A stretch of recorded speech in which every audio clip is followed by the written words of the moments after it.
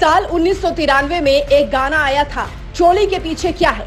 उस गाने पर इतना बवाल हुआ कि आज भी समाज इस पर दो धड़ों में बटा है।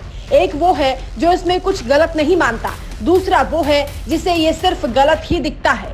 अब 21वीं सदी में इस गाने को थोड़ा सा बदल दीजिए और पूछिए कि बुर्के के पीछे क्या है। हालांकि पूछने की शर्त यह है कि इसे धर्म से जोड़कर मत देखिएगा।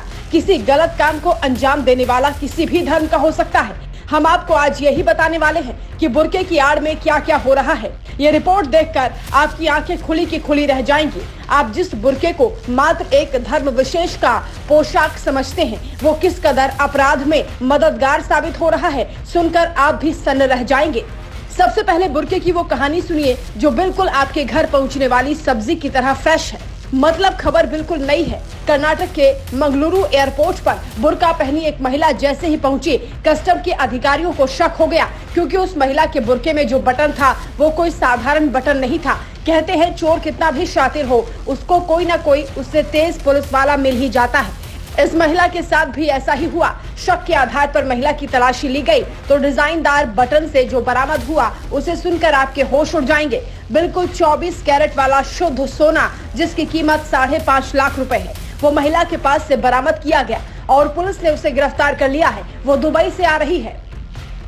बुर्के की आड़ में सिर्फ तस्करी ही नहीं और भी गलत काम होते हैं। इसमें न शक्ल दिखती है न शरीर। बुर्के के पीछे क्या है, कैसे समझें? बुर्के की बात को धर्म से नहीं अपराध से जोड़ें और सतर्क जरूर रहें। बुर्के में सिर्फ महिलाएं ही नहीं, पुरुष भी होते हैं जो क्राइम करते हैं। बुर्के में छिपा अपराधी न पुलिस को दिखता है न ही सीसीटीवी कैमरे को।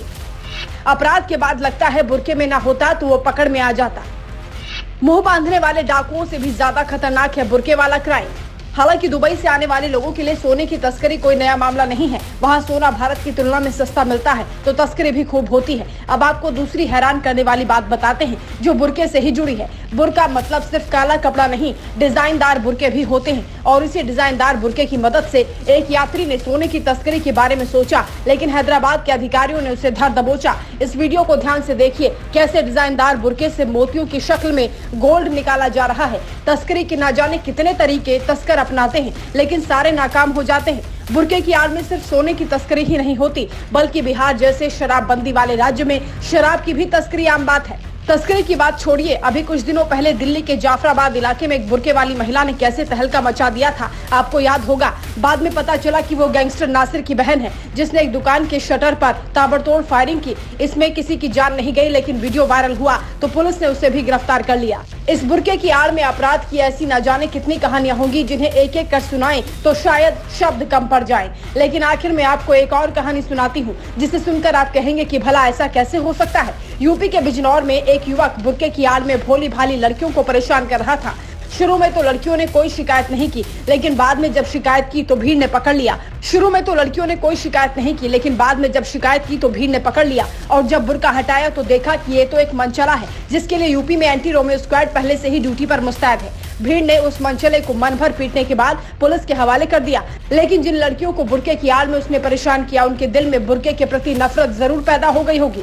मतलब बुर्के की आड़ में कौन कब क्या छिपकर कर रहा है, ये कहना मुश्किल है। हम ये नहीं कहते कि बुर्का गलत है या सही है, इसका एक धार्मिक पहलू अलग है, लेकिन अपराध के नजरिए से देखें तो बुर्के से बचकर जरूर रहें, वरना बुर्के के अंदर छिपी शक्ल आदमी की हो या औरत की, इससे फर्क नहीं पड़ता। अगर बुर्के में छिपे शख्स का इरादा खतरनाक हुआ तो आप बच नहीं पाएंगे।